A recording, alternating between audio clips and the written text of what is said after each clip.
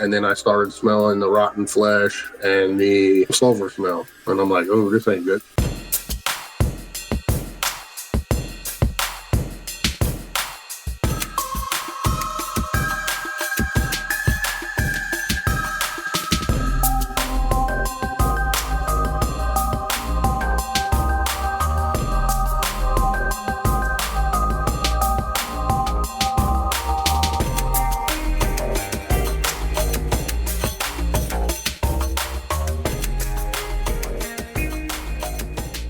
Hey everybody, and welcome to Monsters Lounge. I'm Jeni. And I'm Tressa. Hi. Hey Tressa. Hi. It is so cold out right now, and I hate Really?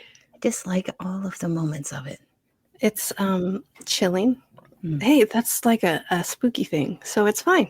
Oh, is that what it is? I solved it for you. All right.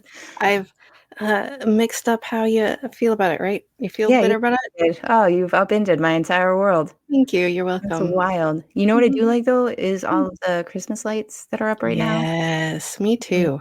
Yeah, I really want people to leave them up until like mid to late February.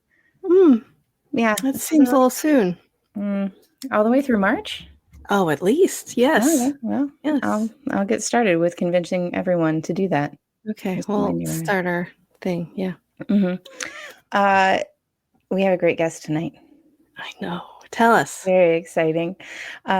So our guest tonight is Dave Spinks, and he has been investigating and researching the supernatural since 1986 due to several experiences he had as a young man. Since that time, he has conducted several hundred investigations in the U.S. as well as Europe. He served in the U.S. Air Force for 8 years and went on to work as a federal law enforcement officer, retiring in 2011. During his paranormal investigations, Dave has experienced many hair-raising and unnerving things, as one might imagine. Having investigated strange phenomena for over 30 years, he has built many friendships with some of the most well-known investigators in the field today. He has been seen on various television shows to include Expedition X, Terror in the Woods, Paranormal 911, The Unexplained, In Search of Monsters, and These Woods Are Haunted, to name just a few of them. He was also featured in the film Flatwoods. All right, I'm gonna get to actual English words here in a second. Okay. In the film Flatwoods Monster: A Legacy of Fear by Small Town Monsters. He has been a featured guest on hundreds of paranormal-themed radio shows and podcasts. He is often a featured guest speaker at paranormal conferences around the country. He's also an author of numerous books on the topics that include cryptids, hauntings, and ufology. I always have trouble with that word. It's just 3 letters in ology. I know, but it's a very, very awkward word to say. So anyway, it's going to be a great show, and please help me welcome Dave. Okay. Hello. Hey, hello, guys. Dave. How are you doing? Good. How are you? I'm wrestling with my cat because she's making a lot of noise right now. Yeah, it'll happen. She wants to be on a show too. That's fine. Yeah, mine often does as well. Yeah. Like, what are you doing without me? How dare you? I love when people who have been in the military and been in law enforcement, for some reason, it makes me so happy when they start sort of investigating the paranormal or talking about the paranormal, because I feel like it gives it a little bit more validity. Oh, absolutely. Yeah. Because everybody's so very serious, and those are very specific jobs and very serious jobs. And you get to talk about this kind of stuff. And so that's always fascinating. But your interest goes way further back than that, right? Yeah, for me, it was kind of the opposite. Like, I was into the paranormal before I went into law enforcement. But the cool thing about that is, law enforcement gave me a much broader and more in-depth background in investigation techniques. As well, but I was in the military before that. So, and I was working with law enforcement in the military and other jobs too. But you become what we call a trained observer, so to speak, so it gives us a little bit better of a tool bag, in the way, and then you also develop your own techniques in investigating skills too, having done those type of jobs. But I was lucky enough to, early on, to work with people that were, already doing this stuff somewhat, and were delving into it, and you work with those folks and you see how they do it, and then you kind of emulate them in some aspects, and then you kind of develop your own skills. And then when I went into law enforcement in the military, I developed a whole nother set of skills, which was really cool, and I use those to this day to investigate. I concentrate on the who, what, why, when, where, and how of things, so to speak. So, and it's the same way, basically, we would write a law enforcement report, right? So, those are the topics that you want to concentrate on, as far as, my personal opinion, how I do things.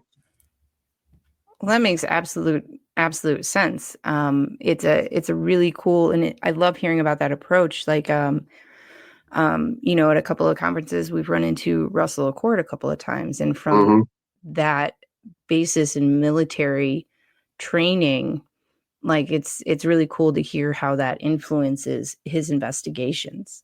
Well, you kind of, it's different from civilians in a few aspects, is because you are taught to look for specific things that, you watch people's hands more, you pick up things that Joe Blow that's just going to work, having a 9-to-5 job, and is worried about paying the bills and that kind of thing. They don't necessarily, they're caught up in all of life's things. And I'm not saying I'm not any better than anyone. I'm just saying, you're kind of taught to watch for other things that normal people would never be looking for, and you also, even if you're not in the military and law enforcement, how often do people go outside and just watch the sky for a half an hour a day, or 2 or 3 times a week? We're so oblivious because we're caught up in that game of going to work, taking care of the kids, paying the bills, whatever the case may be, that we kind of have stepped away from that aspect of life, the weird side of life, the things that could be out there, could be going on all around us. And it's almost like a brainwashing type of situation, because I'm sure you guys have had experiences over the years too, where you saw something, you saw it, but then you second guess yourself. Did I just really see that, or whatever? And I think it's been done to us as a human race for many generations, for tens of, or hundreds and hundreds of years. The metaphysical side and the paranormal and supernatural side of things has been literally taken away from us, so to speak. And even in the Bible, the Bible is a giant metaphysical book. I mean, that's all it's about. It's they talk about UFOs and their spirits, and cryptids. There's giants in there in the whole 9 yards. So, but I think they've twisted that and manipulated that to such a point that it's all about, power and control of people, instead of teaching us they kind of use those whole early teachings and twisted them and molded them into what they want to better control people. Because what's a very powerful control mechanism is fear, right? Oh, if you don't do this and go to church and you don't pay X amount of your pay to the church, guess what? You're going to burn in hell. And that's pretty powerful, when you think about it. It scares people to death. Absolutely. So, for me, that's kind of how I look at things. And I grew up, my grandfather was if you ever seen the show Terror in the Woods I was on, that tells our story. We had the Bigfoot encounter together. That's what started me in this, really. And he was a Baptist minister for 40 plus years after World War II. And I tried to talk to him about what we experienced, and he wouldn't have nothing to do with it. To him, that was the devil, and you don't talk about those things because it brings them closer to you. Right. It's so many of them. It's a whole ball of wax, and I over my time in doing this, I've really started morphing into more of the metaphysical side of things and the spiritual side, because my girlfriend, she's pretty awesome, psychic medium and real deal, more than I've ever seen anybody. And she's really changed my life in a lot of ways.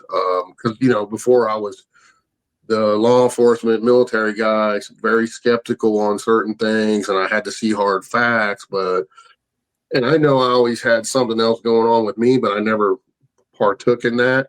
Right. But I was like, man, and people have told me, including her, that I have some physical medium abilities, but I never really trounced off into that thing, that aspect of things. But having done some investigations with her and at her places that she has been called to, and seen some things that she's done, it's pretty just jaw-dropping amazing, some of the things I've seen her do. Like find a piece of evidence that was hidden in a wall for 7, 8, 9 years from a kid who committed suicide in a house that had paranormal activity. And we found his little notebook that he hid in his room, and she found it, and she got a message from it. She didn't know that was in there.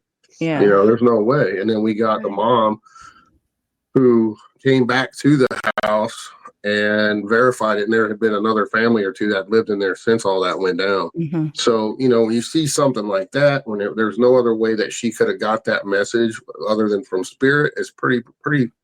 I mean, I told her, I said, that made my 30 plus years worth every second of it, seeing that happen and go down that way, because it just doesn't happen like that very often, Right. And when you see stuff like that go down, it's just mind bending, man. It's like, wow, this is some compelling stuff.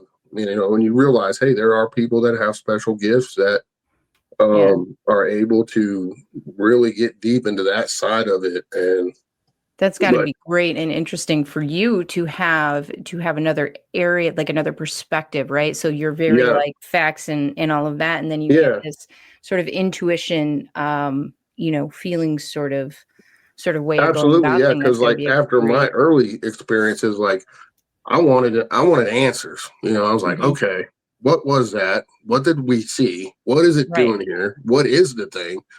So that's kind of how I started. And I was running and gunning, trying to, for me, I knew this stuff was real that I was experiencing and seeing, and the evidence I was getting, but I wanted to show people, hey, this stuff's all around us all the time. So I was really hardcore on just trying to gather paranormal / supernatural evidence to share with folks, and say, hey, look, all you skeptics out there, look at this, look, what do you think about this? And that's when I first became known, is when I decided to go public with my stuff. I was like the second person to ever do live investigations on YouTube back in the day. Back when you couldn't do it on a cell phone. You had to have 500 feet of Cat 5 cable, had a laptop in a backpack, and we took a security camera and cut the camera mechanism out and put it on a hat. We're running around with it because we had a guy, we had a guy show us how to do that. That was worked for the news, and he knew how to remote stream stuff. Wow. And, it was very expensive, and you had to buy those air cards too. And then it was very expensive to do back in the day, but that's how I really put myself out in the public, trying to share this stuff with people. And it got real big for a while. And then, YouTube, we had some stuff go down, and they just deleted my channel. Oh, what? And so I got pissed, and I made a new channel and put all my old videos up, because thank God I saved them. And then I kind of quit doing YouTube, but I got a couple of channels that I show all my old investigations on and stuff like that. And then around that time's when the TV people saw I had written a couple of books, and they said, hey, can you come on this show and tell this, and, tell your story on this and this and this. And then it just kind of snowballed. And now I'm up to like 8 books with many more in the works. I got a couple of new ones getting ready to drop, and pretty soon, and doing all kind of stuff. Right now, me and Jen are filming a new movie with Christopher Garantano called Haunting We Will Go, and it's a whole new look at title. Yeah, it's a whole new look at all this. People it's gonna blow their minds. So dude's a phenomenal filmmaker, and he did the show Strange World and Dark Files, one on History Channel, one on Travel Channel. He did the Montauk movie, talking about all that stuff with the government cover-ups and conspiracies, and he got fed up with the Hollywood stuff too, and wants, he's independent now, and so next year sometime that movie will be released. It's really a series of movies he's making off of the Witch series, he calls it, and this is just one full-length movie that's part of that series. And it's going to be really cool. It'll be released worldwide on 25 streaming platforms: Discovery UK, Discovery Italy, Canada, and we don't know what all else in the U.S. But it's a whole new look at this. It's done really well, and I can't wait for everybody till we share it with everybody. Nice. So because it has all aspects of our own mortality, death, the paranormal, Halloween when we were all kids, how it used to be, and what things that inspired us into this realm. It's so cool the way you've done it. It's phenomenal. Oh, that Nice. sounds fantastic. Now, you being you're from West Virginia, right? Yeah, originally, yeah, and I live Okay. here now too. Now But I that's a wild place because you have like one of the outside of the Black Hills, you have like the oldest mountain range in North America, and I think it's like Mhm. what, like 8th or 10th or something, like in the world.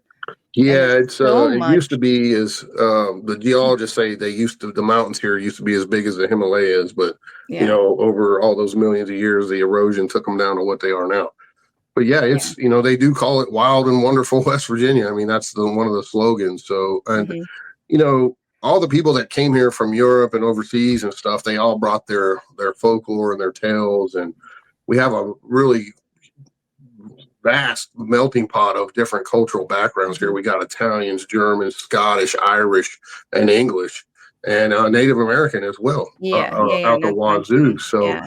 you even some French folks up in the Point Pleasant area. The French came in there and settled. There's still French Mhm. people up there to this day, and that have French backgrounds. So you've got this huge melting pot of people with their supernatural backgrounds, Right. paranormal tales, and the whole nine. And I love it here. I mean, I've done a ton of investigations. Like I have a book series. I don't know if you guys have seen it. It's called it's Real Hauntings in each state that I've investigated enough to do a book on Okay, will yeah. be out. And I've got Real Hauntings of West Virginia Volume 1 has been out for 4 or 5 years. It's a Mhm. big seller. People love it. And then the second volume of that book's coming out real soon. And I'll have a third version. And then also I have Real Hauntings of Florida that'll be coming out, Right. Ohio, Pennsylvania, freaking New Mexico, all these places I've lived, Iowa, Mhm. all kinds of different places I've lived over my life. And it's been a vast amount of time investigating in. Yeah. No, see, I mention the mountains because, and this is what I love, because I'm pretty sure that you have a little bit of experience in a couple of the national parks as well. But I love the idea and the concept that geology um, creates avenues for the paranormal where it's easier to have high strangeness occur. And you Yeah. see that all over the place, and especially you do see it at the national parks, which I feel like you have some evidence, right, from one of the national parks or a couple of Well, them. I've done a lot of stuff in various national parks. Mhm. One of the first paranormal pieces of evidence I ever got when I was a young kid.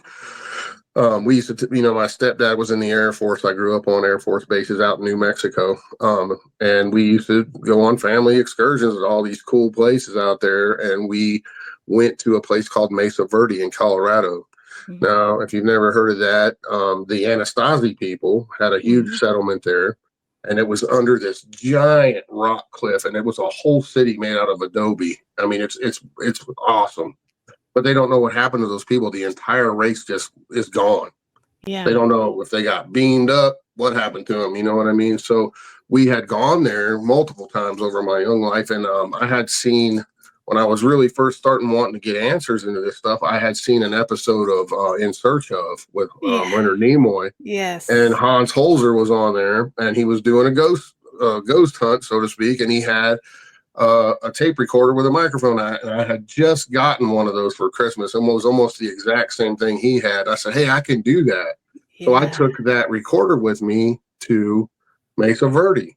And I said, I'm going to try that there because it's ancient and you had Right. all these battles there and everything.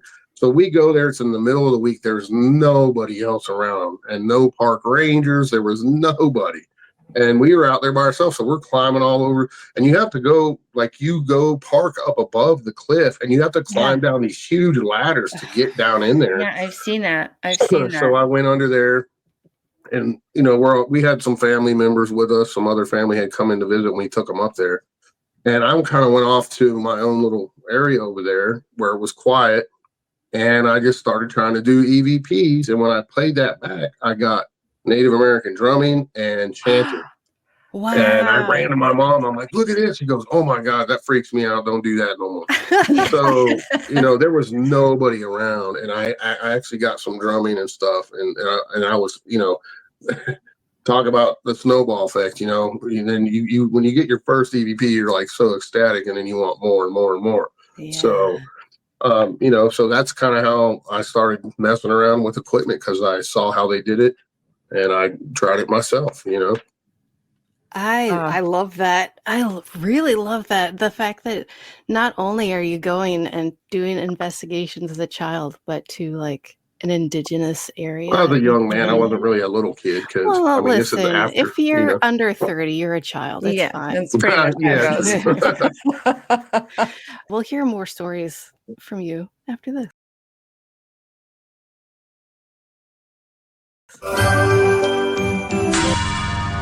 The holidays aren't all joy and jingles. Behind the festive lights lies a shadowy history, and Jeff Belanger's Surviving Krampus and Other Yuletide Monsters, The Fright Before Christmas, is here to unwrap the history for you. This isn't your typical Christmas story. It's a fun, fascinating, and sometimes frightening deep dive into the forgotten folklore of the season, a world where Krampus isn't just a pop culture icon, but a devilish enforcer, ready to snatch naughty children, where trolls, witches, and the Yule Cat stalk the snowy landscapes, and St. Nicholas's heavy-handed helpers bring more punishment than presents. Explore folklore from across the globe, from the elf-like Tomten to the terrifying Grilla, who drags the misbehaved to her mountain lair. Discover why the winter solstice, the darkest time of year, has always been a season to fear. Whether you're curling up by the fire or walking alone on a cold winter's night, The Fright Before Christmas will have you questioning every shadow. It's available in hardcover, audiobook, and CD, perfect for gifting to your favorite spooky season lover. So this holiday season, add a little more fright to your festive nights. Grab your copy of The Fright Before Christmas, available wherever you buy your favorite books, because nothing says Merry Christmas like a Yule Cat ready to pounce. That really got me the first time I saw it. Hey. Yeah, it did with me as well. Hey, everyone in the chat, we are live. Settle down. It's fine. We don't acknowledge the chat because we're bad at it, and also we have a great. We're very busy. We're very busy. We're far more interested in what's going on. Jeez, I mean, I'm not live. This is all pre-recorded. Just me, though. Everyone else is live. Go ahead, guys. Mm-hmm. All right. With that added side note, that was Dave during the commercial. Dave Schrader making the cat noise, right? We're all agreed on this. Okay. All right. Just making sure. Terry, you're getting adverts because we have adverts in our show. It's fine. It's our pals, and they're entertaining. Anyway, moving on from that. So we were just talking about the first EVP that you got, and it's just an amazing story and absolutely ridiculous. In a good way. Yeah, you made it sound bad.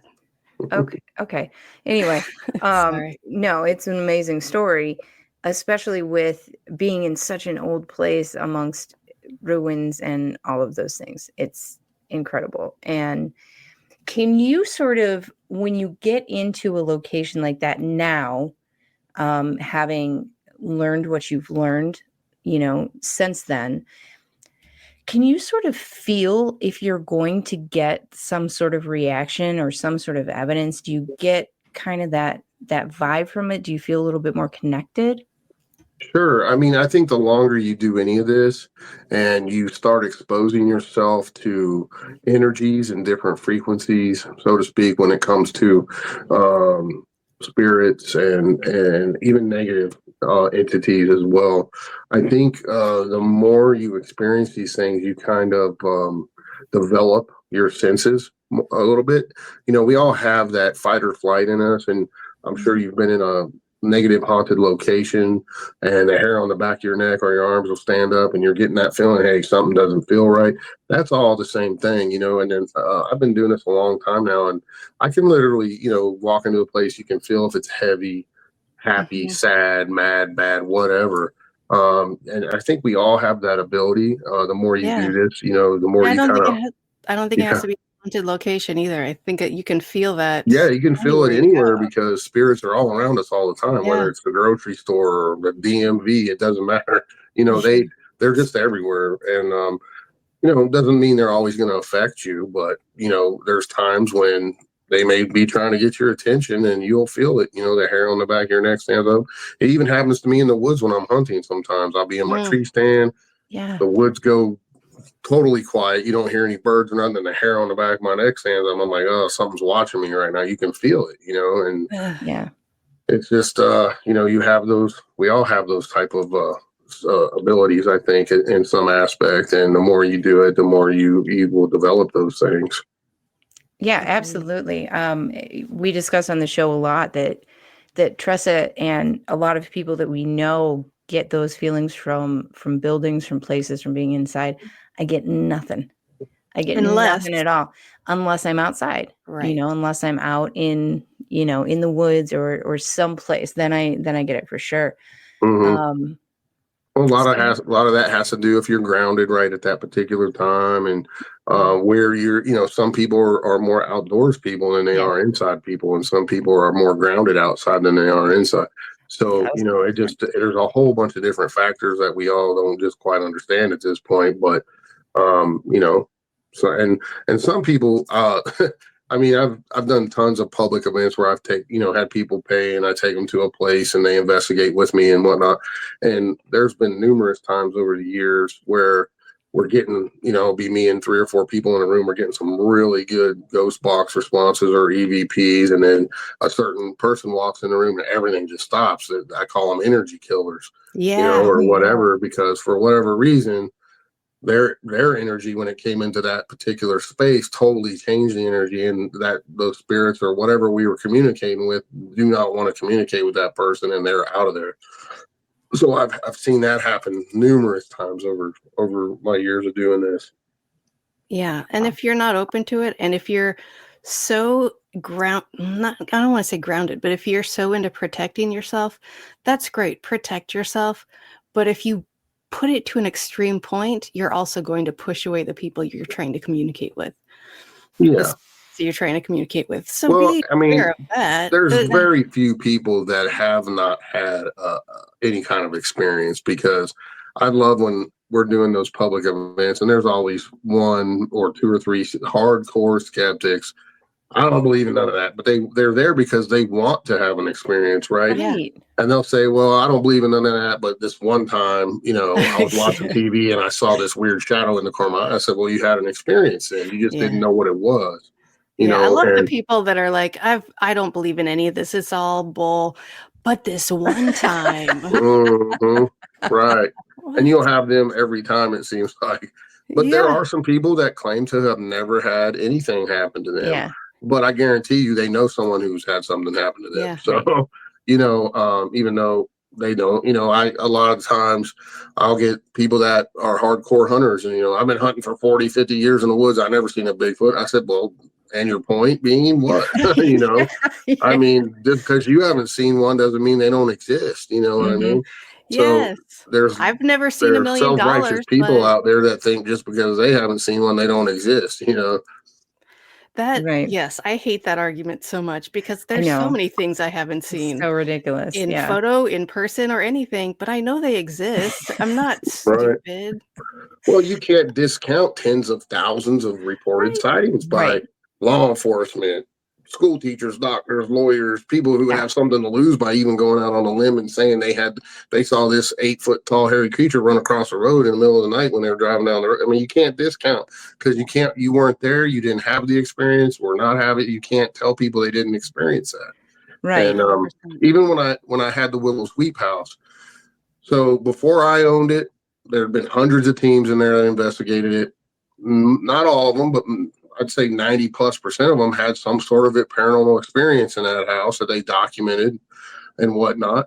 And then when I owned it, hundreds more teams came in, let them come in. But we had one or two teams that think they're the cat's meow or whatever. They come in, don't get anything, and they think, oh, it's not haunted. Okay. And I'm like, dude, you're full of BS, because just because you didn't experience nothing or have anything or document anything doesn't mean squat, Maybe the spirit. Now this is what you're referring to is in Cayuga, Indiana. Is that correct? And this is a fairly well documented, extraordinarily haunted place. A little bit of it seems a little malevolent. It was more than a little malevolent. Right. That's why I shut it down. I mean, it's probably one of the most negative places I've ever been in my 30 plus years of doing this, and I've been in a lot of very negative places. Let me tell you. But the people that there's a lot of misinformation put out, because some of the family members that died there, their family members and the people's family members that died there, they were saying, oh, they're just trying to make money off of this. Well, everything that was out there on it had been documented in the public. There was horrible deaths in that house, numerous ones. And most we could verify. There was a few of the stories from the locals that had lived there their entire lives, and their families told us some other ones that we couldn't verify, because some of the records in the old courthouse got burnt down. It burnt, and we lost a lot of records. Sure. And people had rented that house for many years in between, from the time it was built till the time I took it over and everything. But there was, witchcraft stuff buried in the floor, all kinds of stuff. And so after a good friend of mine who's a pretty well-known investigator, his name's Barry Gaunt, he runs Octagon Hall, has ran Octagon Hall for many years, and runs all the ghost stuff there. And he came to the house because I wanted his team to come, because, I really bought the place to have my own paranormal lab, because I've been to so many other places. I said, I want a place where I can control the environment. I know there's no BS going on. And I pulled, all the electric was pulled out of the house, everything. So there was no false EMF or anything. Wow. So that's why I had it. And I allowed teams to come in and share their stuff with me. And it was like a 7-year paranormal project, really, is the whole reason I bought it. And, I was accused of all kinds of horrible things by some of these family members, because I'm telling the story. I wrote a book. Yeah, I'm selling the book, making money. So that's what I do. I'm sharing the paranormal with the world. And I don't, people that know me really well or close to me know that I don't fake anything. I don't have a reason to. The only reason I don't have my own TV show, because I refuse to fake anything. I've had a contract in hand a couple of different times worth a lot of money. And I turned it down because it said in the fine print, if you don't get any evidence, you may have to manufacture some. And I said, I don't do that. My reputation is everything to me. I don't need that. Don't want it. So, and then I closed the house right before COVID hit. And there hadn't been any teams in there from right before COVID till now. I took the last few people with me the week before my birthday this year in May, investigated it for one more week, and then I tore it down and sold the property. So if they're saying, oh, you're accusing me of making all this money. Well, no, I wasn't, because I had it shut down for years. No one was allowed in it. I didn't let anyone in it. Only person that was in it was me. And documented evidence. Yeah, I can't imagine being in that situation where a family home is haunted and people are in there. And, the house needed tons of work, and there was. I couldn't win for losing. People were attacking me for tearing it down. People were attacking me for leaving it open because it was so negative. It was like, wow, man, this is just, to a point where I did what I wanted to do with it. Yeah. It's not safe to let people investigate it any longer. My friend got, Barry, I was telling you about, he got attacked there by something scratched, and we just still don't know what it was. And he lost part of his foot because of it. Oh my God. All kinds of stuff. So I said, that's it. I'm done. It's done. Yeah. I'm not letting nobody else in here. And there have been other people that had horrible experiences investigating that place and all kinds of bad stuff. But that's for book number 2. Yeah, at that point, you don't really have any option, Right. And I feel I think I was meant to get that place to shut it down eventually. Sure. because as a responsible person, spiritually responsible, I don't think it's safe for some of these places. And let's face it, certain people shouldn't be investigating the paranormal anyway. People that have 100%. any kind of issues, holes in their souls, if they have, substance abuse issues, or they may have tried to commit suicide, those types of people should not be doing anything in the paranormal, because they, Jen calls it, she has great terminology for stuff. She calls it a hole in your soul, or cracks, right? And these negative entities are able to jump into those cracks and manipulate people. That's, the suicide demons are real. I'm telling you, they give people that little push, and that because they already have all these traumas and different things in their lives, give them that push. Next, they kill themselves. Listen, that's a real thing, because what's the devil's ultimate goal is to gain souls for hell, right? So his minions go out, they do their job, they gain souls for hell. That could be with kids, with grown-ups, with anybody. Yeah, listen, I am the first, and I talk about it regularly, but I struggled off and on with depression from my whole life, and I will tell you that when I am in a depressed state, I do not want to be in a negative space. No, that is not a fun place. You can't be in a negative space, because it'll spiral out of control. And people think that I'll give you some other little ones that are real deal stuff that people really don't realize. They don't call alcohol spirits for no reason. Okay, alcohol, I used to drink with the best of them, let me tell you. I mean, I partied down in college and everything, in the military. We drank all the time. I mean, that's what we did. That was our way of life.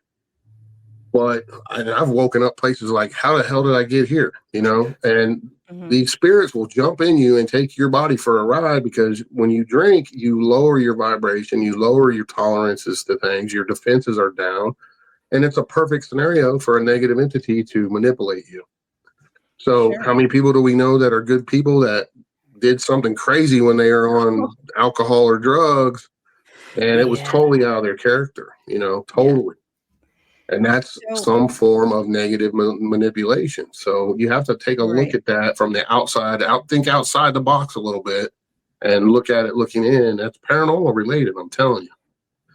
Wine is different than liquor, but they call it spirits for a reason. Jeni? Yeah. So you guys got all quiet like this dude's crazy, man. No, because I don't know what you're talking about. But also, Jeni, you look like you have something to say. So getting back to sort of the haunted areas, because this isn't the only very malevolent place that you've kind of been or written about, right? Oh, so no, I know. I've been in tons of them. There's the Wells house specifically, right? Yes, the Wells house. So can you tell me a little bit about what that place is? Because I don't know. So the Wells house was a notorious haunted house in Wilkes-Barre, PA. Okay. I worked loosely with this dude named Tim Wood way back in the day, and we did a lot of investigations together. But a good friend of both of ours, Noreen Balovich, she's an OG paranormal person. She has a show on YouTube called Paranormal Zone TV. She's in her 70s now. She used to investigate with Johnny Zavis back in the day and everything like that, and even had him on her show years and years ago. But she used to be a real estate person, so she would always look up these notorious haunted houses. And she told us, hey, I found this house you guys got to go investigate. It's in Pennsylvania.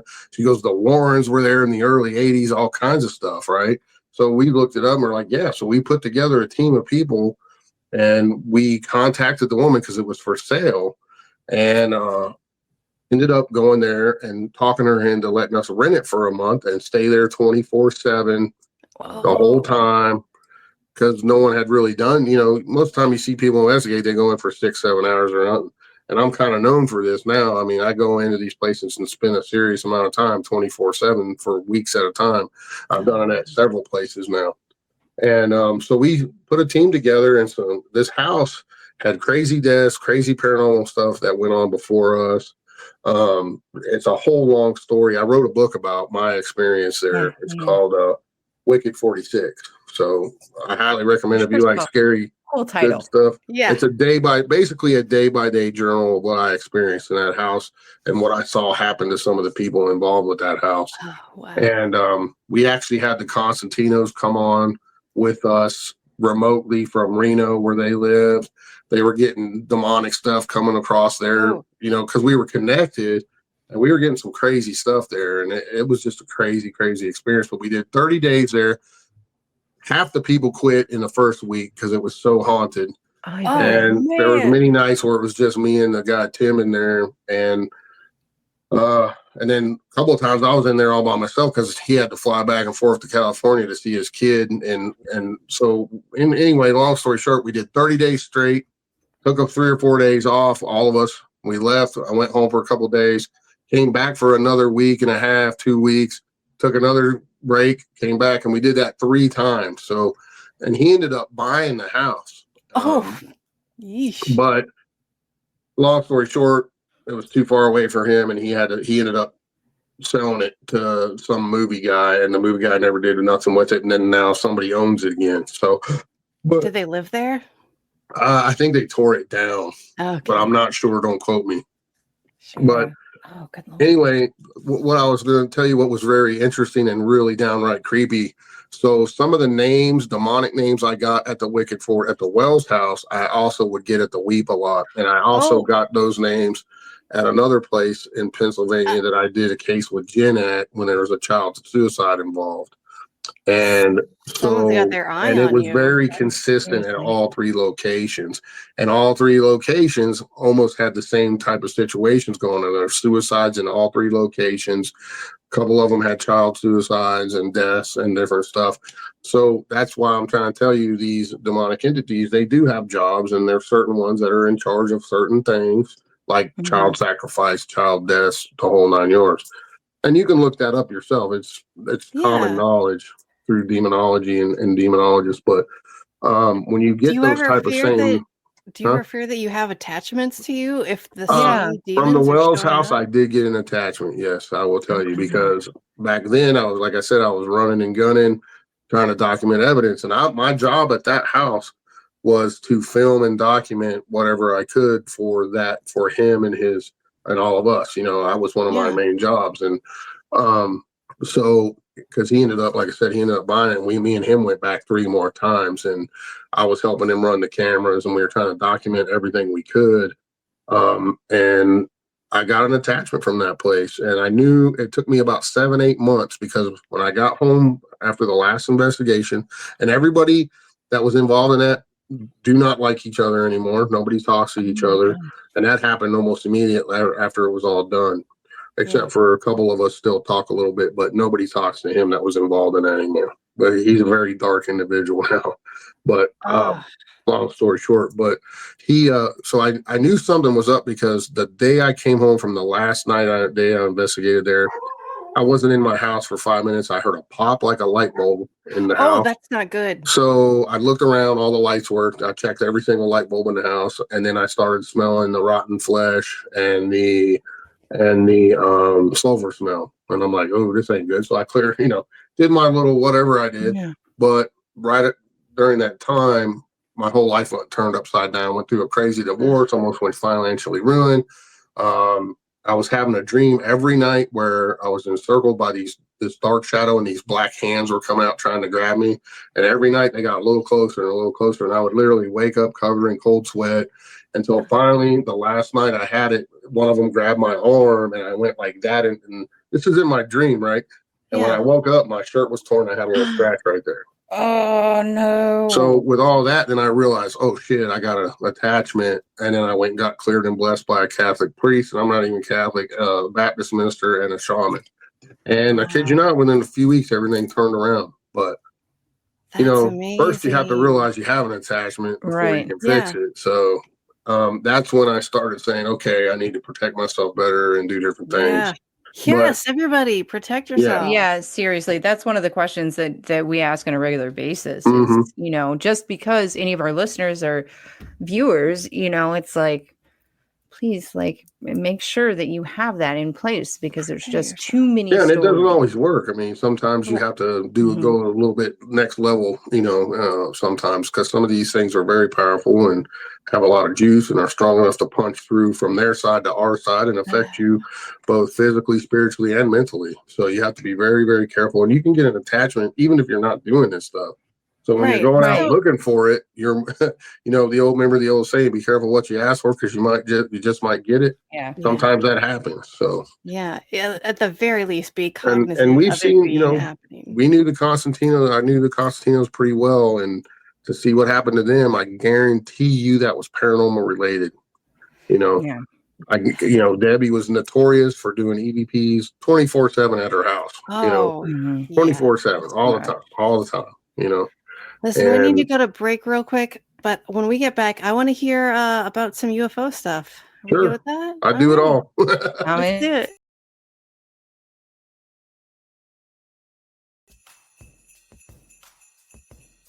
Oh, hey, Tressa. Jeni? Oh, I'm just reading my book by international TV sensation, Dave Schrader. I'm reading the book, too. I don't remember the name of it or who wrote it, but yeah. There. I like your shirt. You? I got it on monstersloungepodcast.com. You've got a great shirt, too. Oh, this? That's so weird. I got it at monstersloungepodcast.com, too. They have really great stuff. A full variety. I know, right? They have everything. Shirts. Tote bags. Clutches. A phone case, I think. It's the best.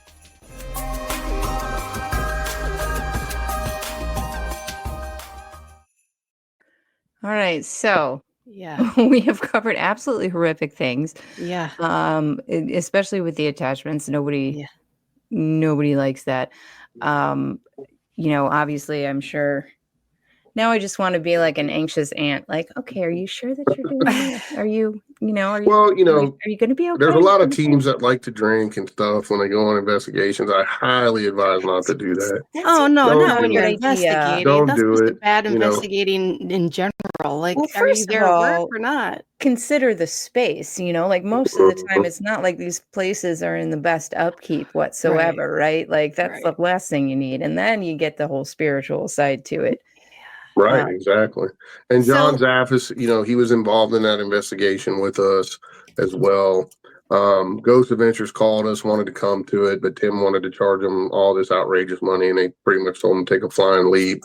So he screwed that up for himself. But he could have got some more major attention. And even Dave Schrader, Dave actually is the one that put us on his show back in the day, Darkness Radio, and we blew that. That thing blew up like crazy.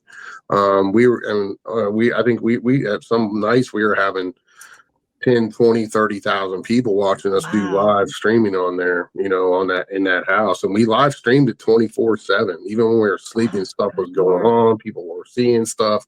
They were documenting a time when we were trying to sleep. It got so bad that all of us slept after the first week or so. We all piled into the living room. And we're sleeping on the couches and on the floors and salted all the way around that. And that's how negative it was. Oh, I would imagine. It was just a crazy, intense place. That's why. So, drastic change. Read the book and you'll get the whole story. Everybody go get this book. Are you kidding me? We're going to review that like right at the end of the show. Most people that read it, I'm not trying to toot my own horn, but they say that's one of the scariest books they ever read, and they didn't put it down. They read it cover to cover. For it. Yeah, I'm going for it. But to take a completely left turn here, what sort of UFO experiences have you had? So I've had several over my years. Of course, like I told you, I grew up on Air Force bases, and I was also in the Air Force, as you guys know. And growing up out west, the sky out there, you can see things that are just amazing, especially if you go out and away from the city into the desert. I mean, you can see the Milky Way like you would not believe. It looks like a painting. It's amazing. Oh, I've seen it like that. It's gorgeous. My first UFO experience, I would call it a UFO experience, was, again, I had all these weird things happen to me from the age range from like 10 through 15, 16. A lot of things happened to me paranormally. I don't know why, but I've also had stuff after that. But that seemed to be a real whatever time in my life that either I was really open to all this stuff and stuff was just pouring in, or I don't know what happened. But when I look back at it, I was like, holy crap, all these things. And I didn't even think about it till I was interviewing. This guy was interviewing me for a TV show, and I was starting to put all this together. I was like, holy crap.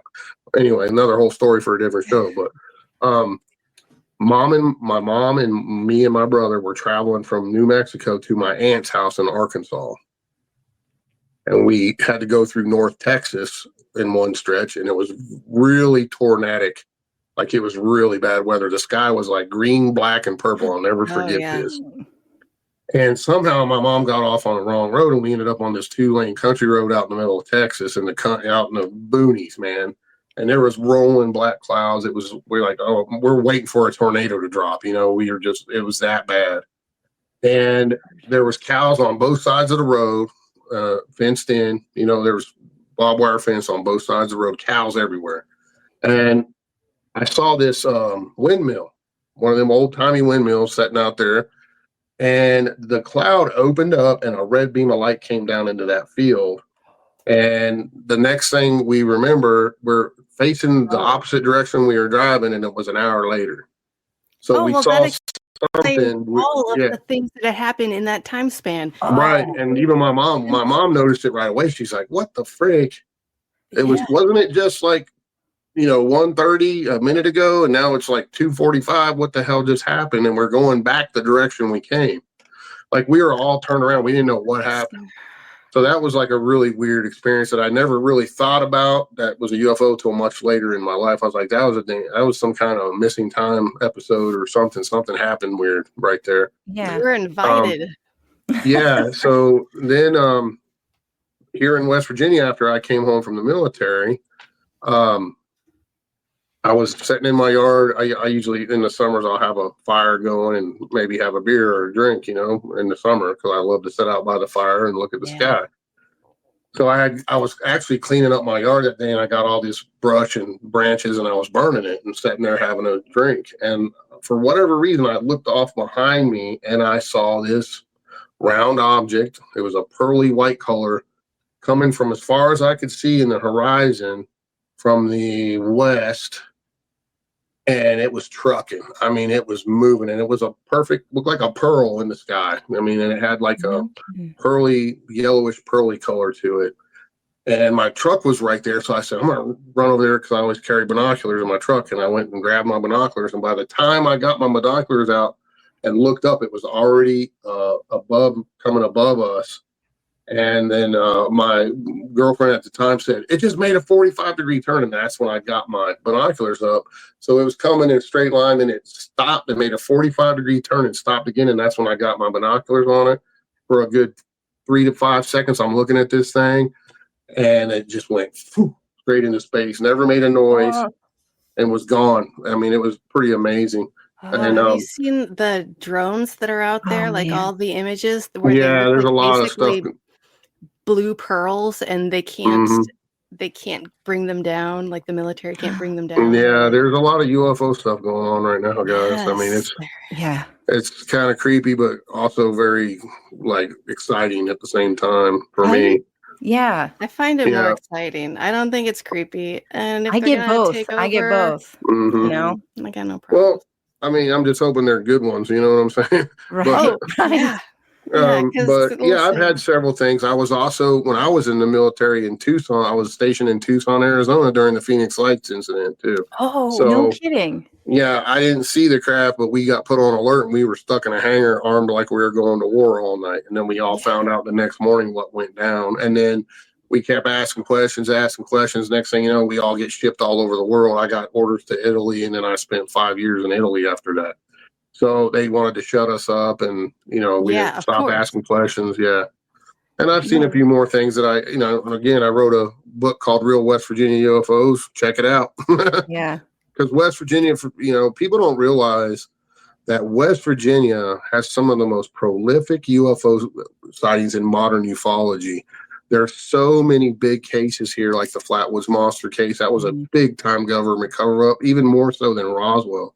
And also all the sightings that went on during the Mothman sightings in Point Pleasant. Right. There was literally thousands of UFOs in the sky every night. Yeah. People would go home, eat dinner, get the family, load them up, go out to the bunkers and watch the lights in the sky. Yeah. And there's hundreds of newspaper articles that document it. Then you got the whole Woody Derenberger story where he was visited by Indrid Cold, the grinning man, and supposedly had visits from him for many years. He got that whole deal that went down, and there's just so many more. And what I did with my UFO book, because I wanted people to see how prolific West Virginia is in modern ufology, right? So I started back to the 1800s where I dug up church records that had accounts of these giant craft that went from one mountaintop to another mountaintop, because it was so rural here back in the 1800s. Like we didn't have hardly any newspapers. Only in the bigger towns had a little newspaper. Yeah. So they would document stuff with their local churches. And I found several accounts in church documents of these giant ships. This is before blimps and everything else. You know what I mean? I would have never thought to check church documents. That's genius. Yeah, in the rural seriously. areas. I mean, that was where, you told your minister everything. So, because people that had is questions amazing. and that's who you went to, the local, the bishops, the clergy, the local constables, whoever. Yeah. And you could find some pretty interesting stuff in those old records if your county still has them, so. But I did a decade by decade, and I picked out some of the best sightings and reports I could find, and including some of my stuff in my investigations here as well, and did a book on that, and it's people love it. Do you really have a cryptid cookbook? Yeah. Oh, can we please mention that just a little bit? What's that? Do you really have a cryptid cookbook? Yes. Oh, my cookbook. Yeah. So that was just an idea. Man, I was just sitting there one day and I was thinking, I wonder if anyone ever did like a cryptid or a monster cookbook. I love it. And because I love to cook, I cook all kinds of stuff, and been cooking for years, and I smoke stuff and I cook. Most people like my food a lot. So I looked it up. I couldn't find anything remotely close to that. So I came up with this whole idea. And I had Ron Lanham, who's one of the wild and weird West Virginia guys. He's a brilliant artist, and he also investigates and stuff. But I told him what I wanted. I said, I want a family on there at a picnic camping, and I want a Bigfoot in the background, and I want a Mothman and a Flatwoods Monster, and I want the kids to be going like this, and the parents are oblivious.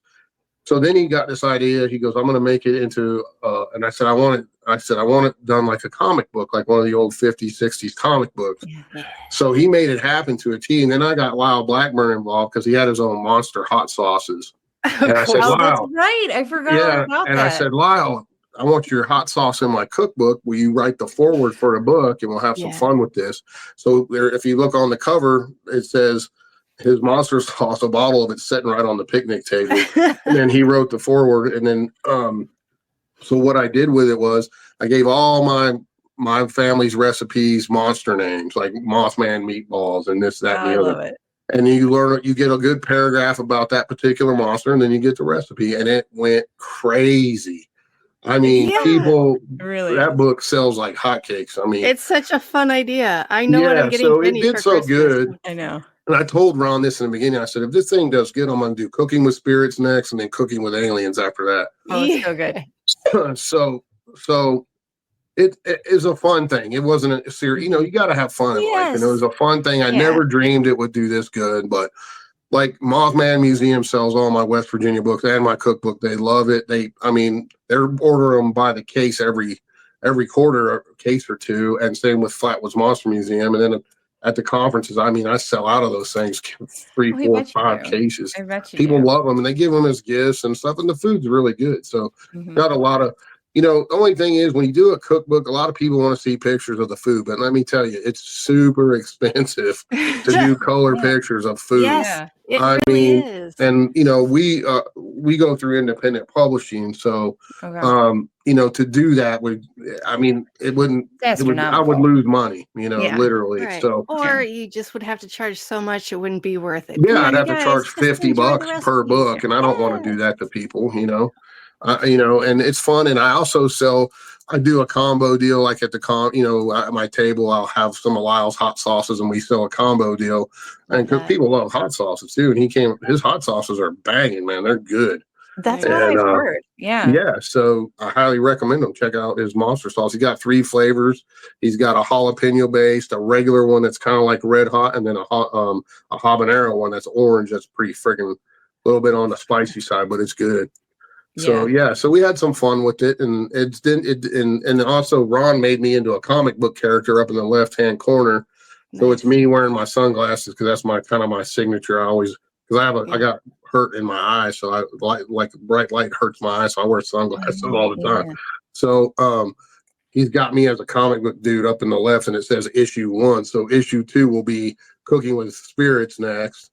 Nice. And the whole idea is I'll have the same family on each book cover doing something else. Like the next one will probably be a witch cooking them up or something. You know what I mean? Right. So the adults will still be oblivious. It's fine. Yeah. So you got to have fun with this stuff. We have a lot of fun with it, and it's real, and it's part of life. It's all around us. Yeah. There's so much dark, right? That you need the lightness in there.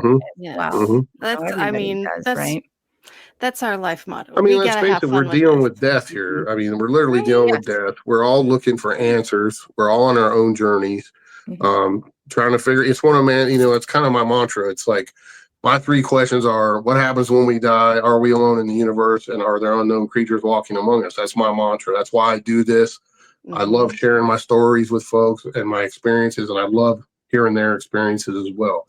And a lot of times, if folks want me to share their experience, I put it into my books for them, because the more people we have sharing those experiences, the more validation it gives it, So we want that. We want those stories told and kept alive, and to show people, hey, there's all kind of stuff we don't understand out there, and it's going on right now.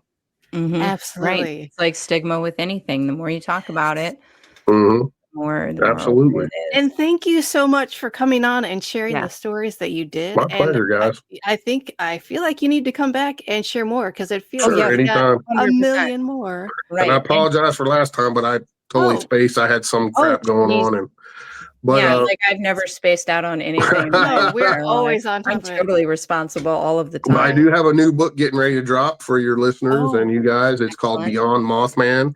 And it's all my investigations for the last 20 plus years up there. I've done a ton of stuff there, and it covers, it's not just the Mothman. The Mothman's been covered and covered and covered. Yeah. It's about all the other weirdness. Point Pleasant is like Skinwalker Ranch. Let me tell you, it's got everything. It's got haunting investigations I've done there, UFOs, Men in Black. I highly recommend this book. I've spent over 20 years off and on over the years, and had some crazy experiences with people up there, to animal mutilations and all kinds of weird stuff. So it's going to be a really good book. I'm just now finishing up in the next couple of days, so it'll be out in about a month. Yeah, we gotta have you back on to talk about that book, because Tressa will kill me. Yes, I will. We don't, because all of that is right up. She's so excited. Yes, I am. Oh yeah. So very. Check out my website. It's my website. You can see all the conferences I'll be speaking at. I update that as I get new bookings to speak at the paranormal conferences. It's DaveSpinksPI.com. That's my new website. I shortened it from the old one, so because people didn't like typing in paranormal investigators, a lot of stuff to type. So it's DaveSpinksPI.com. Everything I do is on there. So go on, check it out. So my books, conferences, all kinds of stuff. If you have an experience you want to share with me, please feel free. There's a space on the website. You can share away. Yes, everybody do that. Then we'll have that link on our show notes and all of our things. Check it out. Get his books, because I forgot something else brand new. I do have a brand new haunted location that I am opening to the public. It's called the Shantytown Spirit Shack. Brand new. It's not even really known to the public yet. We just started doing stuff with it. So if you're a team and you want to come investigate, look on my website. You'll see the information on there. So where is it located? Like what's West Virginia? Oh, we might have West Virginia.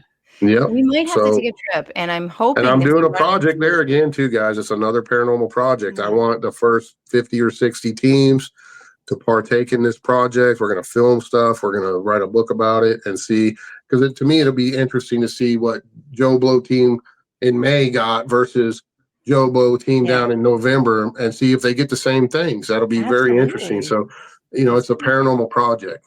Yes. Well, Love it. hopefully And it's also we to will- show you don't need this grandiose mansion or No. this ginormous asylum to experience a haunting. They can happen in a little shack or in a little building. It's a small little house. There's been at least 3 deaths. The last guy that lived in it was a veteran friend of mine. He killed himself in it, and Oh, it's super haunted. So, Yeah. um, Lord. all of his stuff is still in there. It's a giant trigger object. So Oh, it's wow. going to be a place like people have never really experienced before, because it's got all of his. I think they've had that house since the 1940s. So you can imagine yeah. all the energy and all the stuff. And he killed himself. Both his wives died in it, and other people. And then that's not even counting what happened in the area the house is at.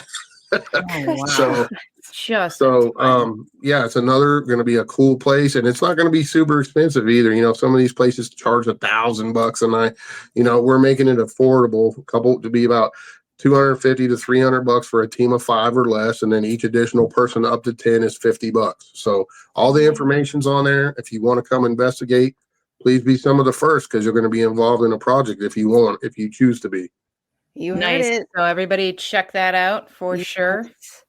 Dave, such a pleasure. Thank you so much for Absolutely. joining us. Thanks for Yeah. having me, guys. Everybody else. And hang on for a second right after the show. All right. Us on Facebook, Instagram, YouTube, and the Paranormal 60 Network. Like, comment, subscribe, and check out our merch on our website, monstersloungepodcast.com. Send us an email or a comment. We love hearing from people. So until next time, thanks for visiting the Monsters Lounge.